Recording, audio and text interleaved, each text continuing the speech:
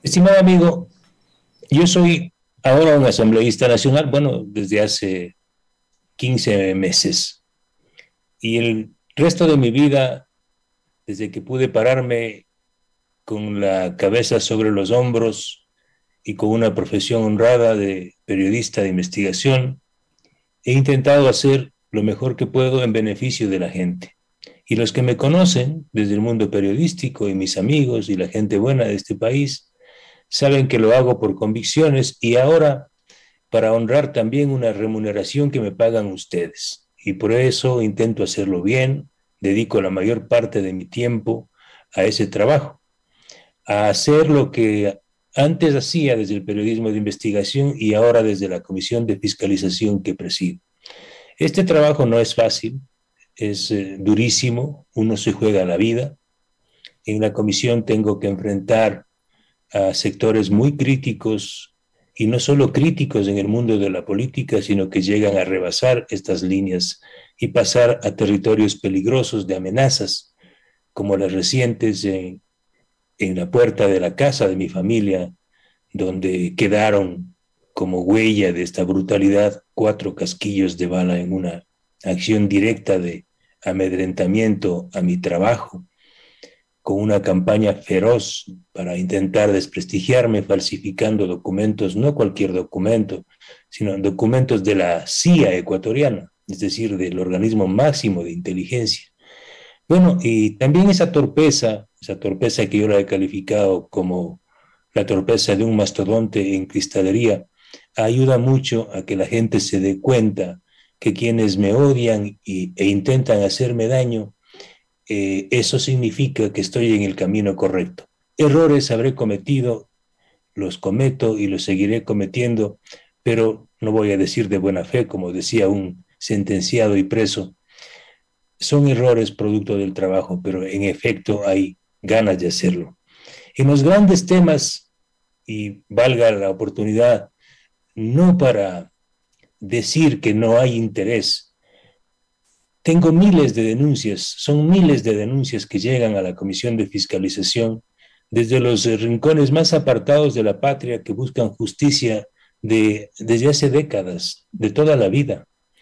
Y debo decirles con el corazón en la mano que es tan difícil atender todas esas demandas, esos requerimientos, porque soy yo y 4 asesores en la Comisión de Fiscalización y redoblamos el esfuerzo para poder atender los temas importantes de este país. Todos son importantes, pero claro, sin duda es trascendental investigaciones como la que vamos a conocer y a aprobar, porque ya está en conocimiento este día jueves en la Comisión de Fiscalización.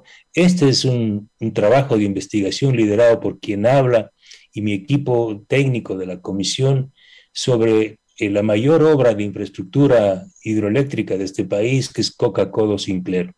Yo por eso les pregunto a los ecuatorianos, ustedes van a conocer, algunos ya conocen parte de este informe que ha sido publicado por la prensa, donde hemos detectado que esta obra que se construyó, empezó a construirse desde el año 2009, 2010, durante el correísmo, que fue recibida el año 2016 con la presencia del presidente de China, Xi Jinping, y Rafael Correa. Esta obra, que debió costar $1.000 millones el año 2007, 2008, hoy le ha pasado una factura al pueblo ecuatoriano, a ustedes, sobre los 3.300 millones de dólares. A algunos no les gusta que utilice el término sobreprecio, pero debo decir que en una década el precio de la obra, el costo de la obra se triplicó.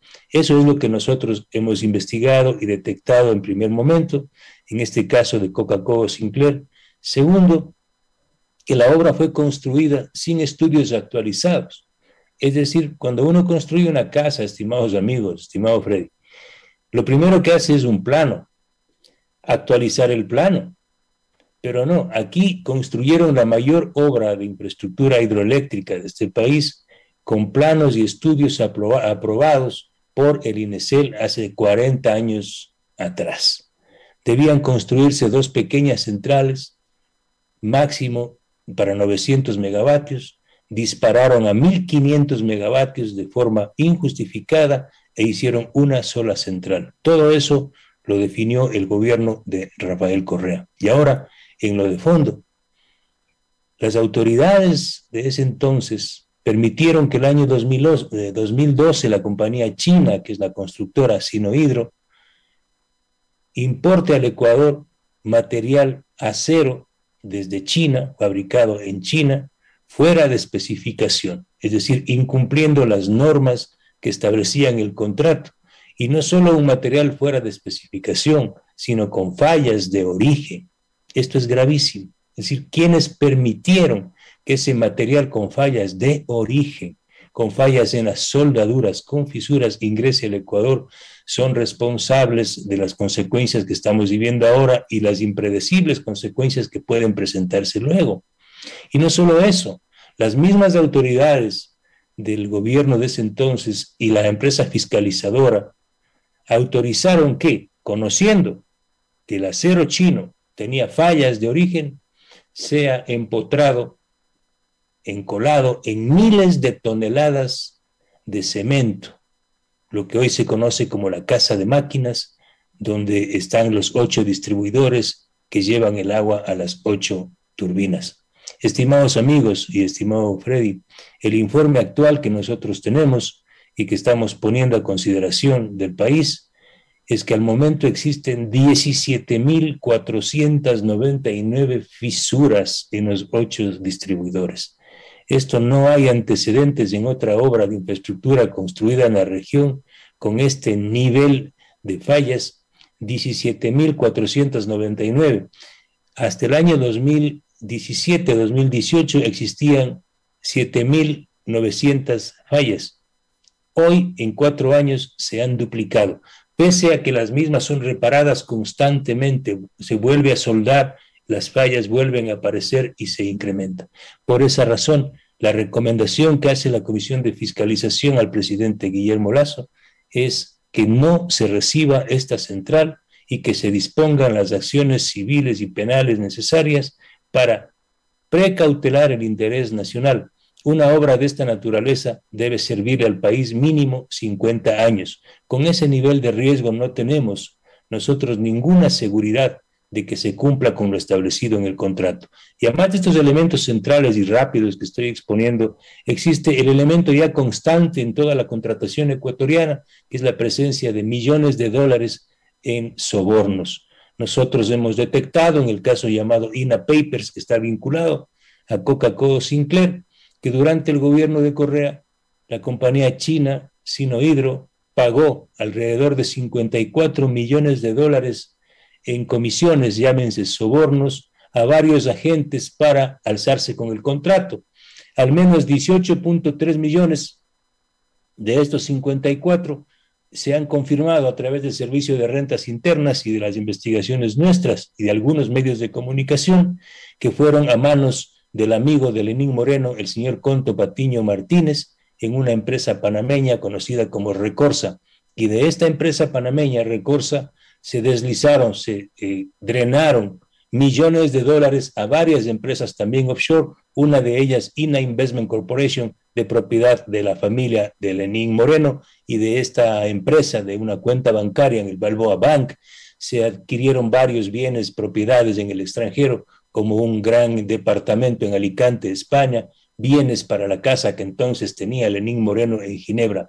Es decir, estamos frente a un gravísimo caso de corrupción de los típicos del gobierno de Correa. Por esa razón, yo como titular de la comisión y como la persona que ha liderado esta investigación, estoy pidiendo a los compañeros legisladores que apoyen este informe para remitirlo a la Fiscalía General del Estado, a la Contraloría, a la Procuraduría y a todas las autoridades que tienen responsabilidad de precautelar los intereses nacionales. Esto en cuanto a Coca-Cola Sinclair, estimado Freddy.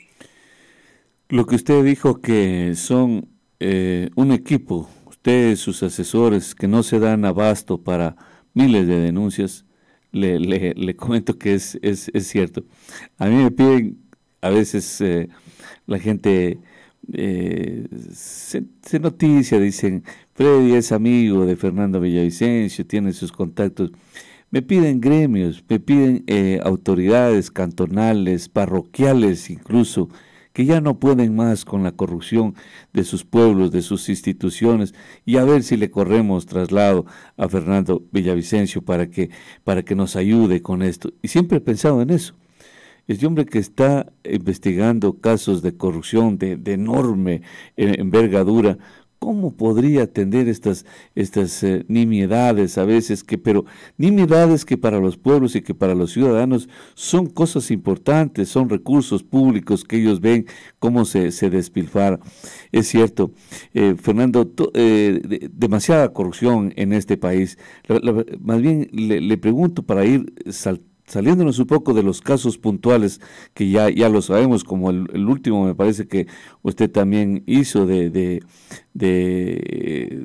la denuncia donde le dice al presidente Lasso que estos contratos firmados por el correísmo son... Compañía Schlumberger. Exactamente, Schlumberger recibió tarifas por 10.600 millones, mientras el Estado apenas 2.033 millones. Entonces, casos como estos, la pregunta es, Fernando, que usted todos los días está poniendo al descubierto los latrocinios que se han cometido en el país. ¿Qué apoyo recibe usted de la Fiscalía General del Estado, de la misma Procuraduría, de la Contraloría, de asambleístas, del gobierno? ¿Recibe apoyo, recibe respaldo?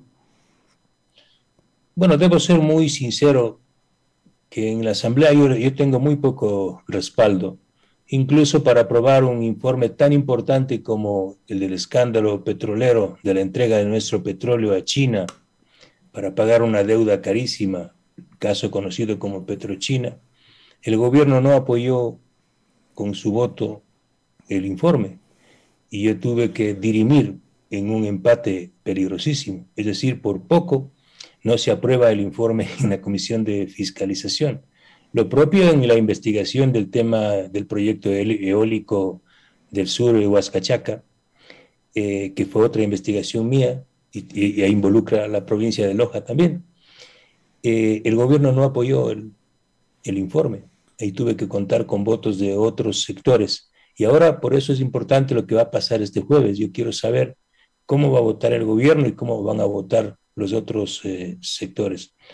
Yo soy un legislador que represento mis convicciones y represento un compromiso de cambio, de respeto y de dignidad con mis votantes y con los ecuatorianos. Yo no tengo ningún partido político, he sido crítico y sigo siendo crítico del gobierno del presidente Lasso, apoyo las cosas buenas que tiene, cada vez menos, y obviamente soy radicalmente crítico en lo que pasó en los últimos 15 años de corrupción del gobierno de Rafael Correa y de Lenín Moreno.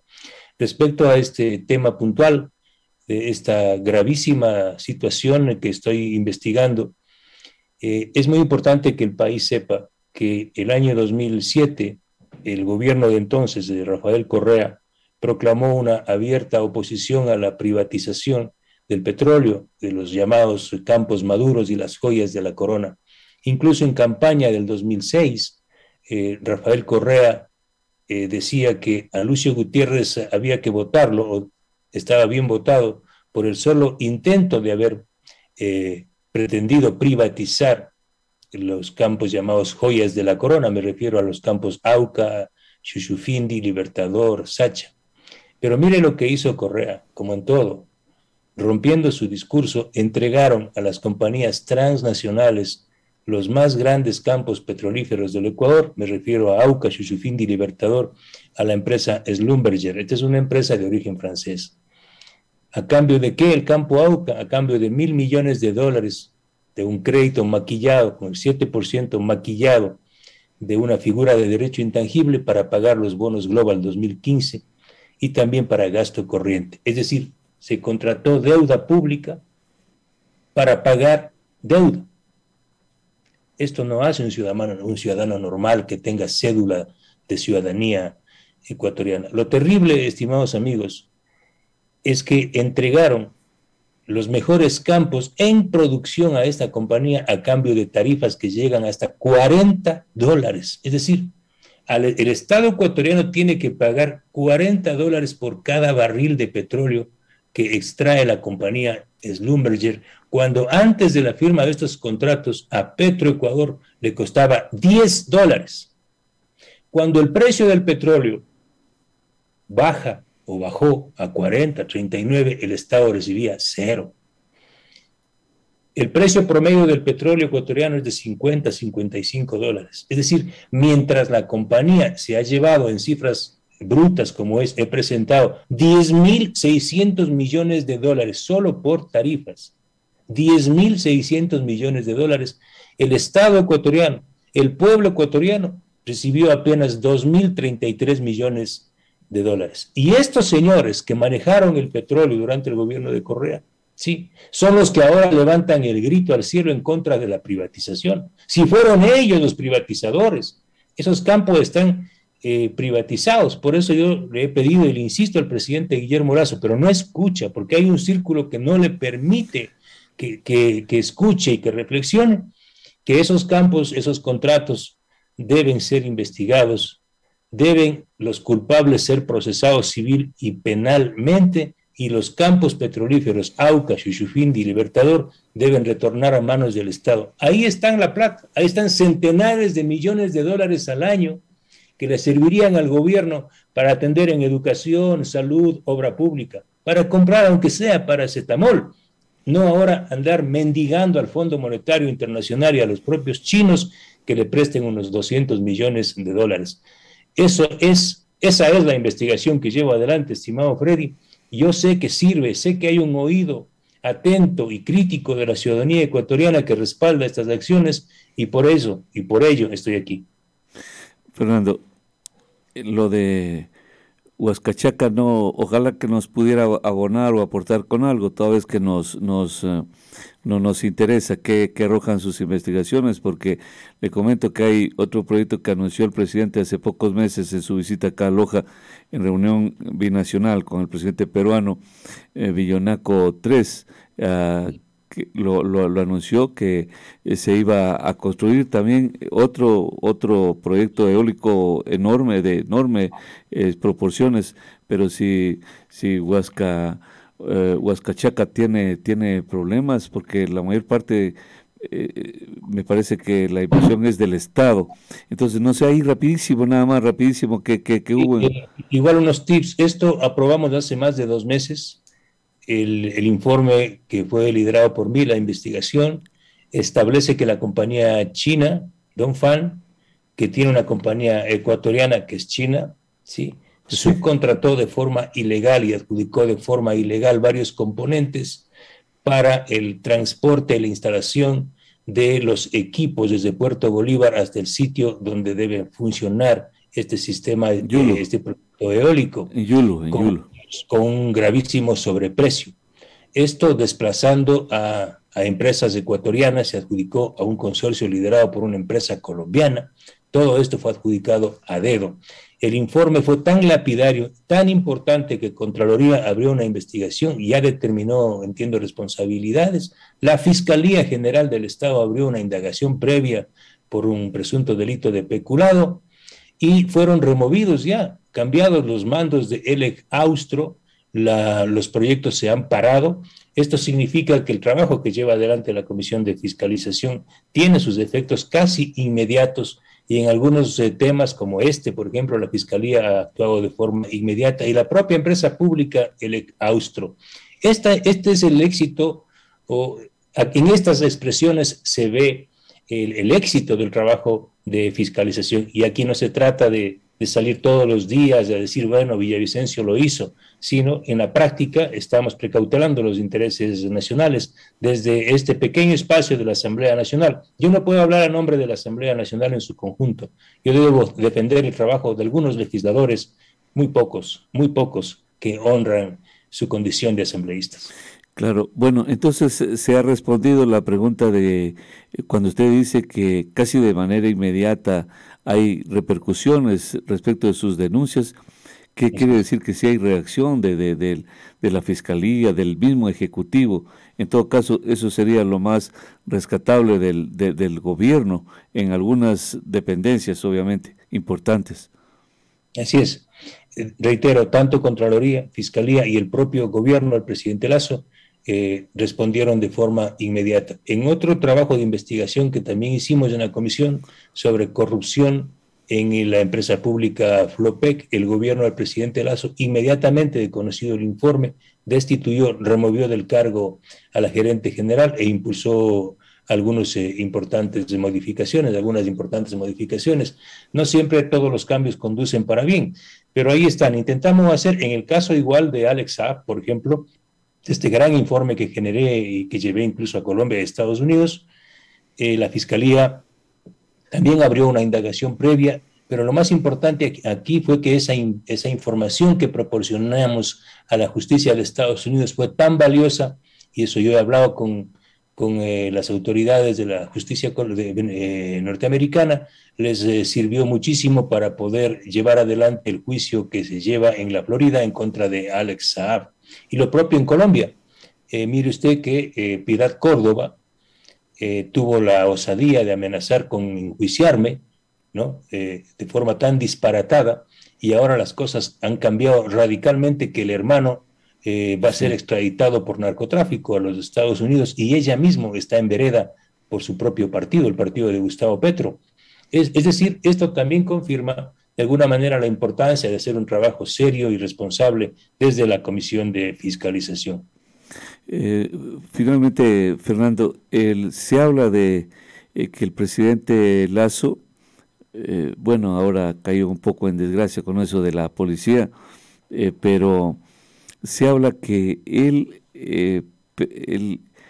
trabaja para que es como una inmolación, que la confabulación del correísmo y el Partido Social Cristiano, que conspiran permanentemente contra el gobierno, él da pábulo, así sería, él da pábulo. Estamos de acuerdo en eso, por qué lo hace, y que da pábulo, que conspiran, se confabulan para que retorne el correísmo a gobernar en alianza con el Partido Social Cristiano, y que lo hacen todos los días, entonces que remueven, que hacen cosas, y nosotros tenemos que prepararnos para ese retorno. Así se dice en los corrillos, y todo el mundo lo está comentando, o no sé si estamos alimentando un falso rumor, Fernando.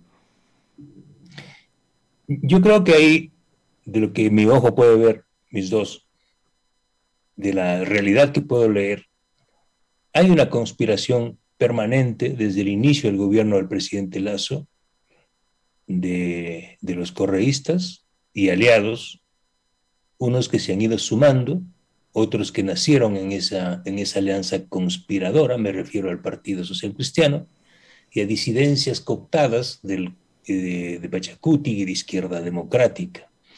Es decir, hay una conspiración, una confabulación para dañar al gobierno del presidente Lasso, para adelantar su caída, su salida. Pero esta conspiración externa es alimentada por una inacción, inoperancia, modorra y niveles de acuerdos de algunos sectores del gobierno con los propios conspiradores. ¿Por qué digo esto?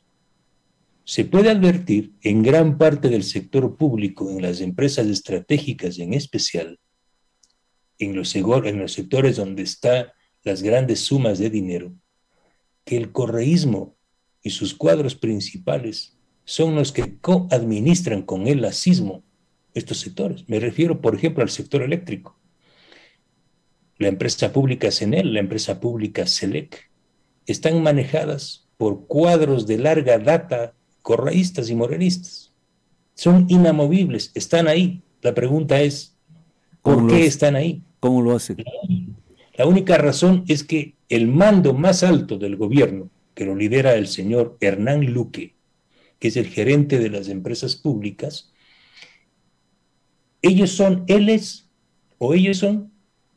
los que tienen la capacidad única de ubicar en esos cargos a estos ciudadanos. Y no es que ellos no sepan los antecedentes, porque mi hijo de 10 años pone en Google el nombre de tal persona y dice, no, ese trabajó con el correísmo. No es que no tengan un escáner en la presidencia de la República para identificar los perfiles de estos ciudadanos. Ellos saben, pero saben que son los únicos con los que pueden hacer negocios opacos. Y lo digo así. Entonces, podría decirse que existe una confabulación, una conspiración del correísmo, del socialcristianismo y sus aliados, con unos aliados que tienen al interior del gobierno. Ayer me ha preguntado un medio de comunicación si yo opino, qué opino yo, si yo considero que el presidente Guillermo Lasso está envuelto en algunos casos de corrupción. Yo les puedo decir, y lo puedo ratificar a través de este medio, Freddy, personalmente, de la información que hemos revisado, yo no encuentro que personalmente el presidente Guillermo Lasso aparezca vinculado a algunos escándalos de corrupción, pero sí puedo advertir de algunos funcionarios de alto nivel que permiten y siguen permitiendo que el correísmo corrupto que desvalijó esta patria durante más de una década sigan controlando el sector eléctrico, el sector petrolero, el seguro social, las empresas eléctricas regionales y otros. Fernando, quiero enviarle un abrazo, quedo muy agradecido por esta conversación, esta deferencia. Le envío un abrazo y siempre nuestro respaldo pues a su inclaudicable trabajo fiscalizador allá en la asamblea. Es arduo, es fuerte, pero como conversábamos algún momento con usted, el tema es no claudicar, no hay manera, no hay forma. A usted no le está permitido claudicar, Fernando, además. Es un gladiador en donde no hay manera de decir, no, tienes que rendirte en la arena, no hay manera, no hay forma. Así es, sí. Es además como una vocación, le comento, el jefe del Opus Dei, una vez el padre Luis Martínez de Velasco, con quien viajé, un viaje corto de Guayaquil a Loja en el avión. No sabía yo que era el jefe del Opus Dei, además no sabía. Y le decía, padre, padre, le decía a él, que era un personaje este hombre. Luego en la noche tomamos un café y seguía sin saber que era uno de los hombres más poderosos del Opus Dei en el Ecuador, quizá la cabeza visible del Opus Dei. Entonces, decía que una persona no puede rendir. Le decía, estoy cansado de esto, quiero tirar la toalla, aquí la persecución causa dolor a la familia, al entorno familiar.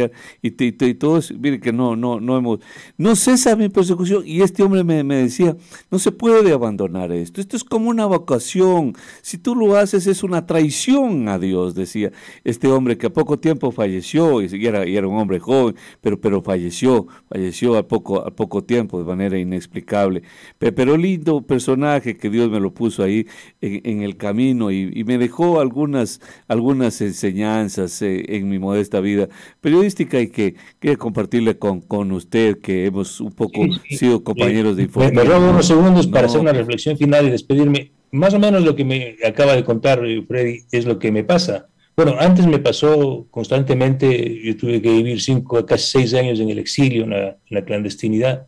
Y claro, mi familia, mis más cercanos, mis hijos, que eran pequeños todavía, me decían, pero papá, o sea, por tu culpa estamos así, no podemos tener una vida tranquila, estamos perseguidos, me buscan en el colegio, me dicen en el colegio que mi papá es esto, y bueno, ahora soy asambleísta, y van y disparan en la casa, y otra vez mis hijos que ya están grandes dicen, papá, ¿y esto hasta cuándo va a seguir? Y mi madre y mis parientes, porque a todos les investigan. Entonces, obviamente, a uno le da ganas de botar la toalla, como se dice en el argot popular, y dedicarse a la familia, dedicarse a la tranquilidad de la casa, a escribir, a continuar leyendo. Pero claro, vienen otros y dicen, papá, ya has nadado en Amazonas, no te vas a morir en orilla. Así es. Es exacto, o sea, yo no me voy a morir en orilla. Fernando, un abrazo grande. Nos hablamos otro día, que le vaya bien, que todo salga bien, que todo salga bien.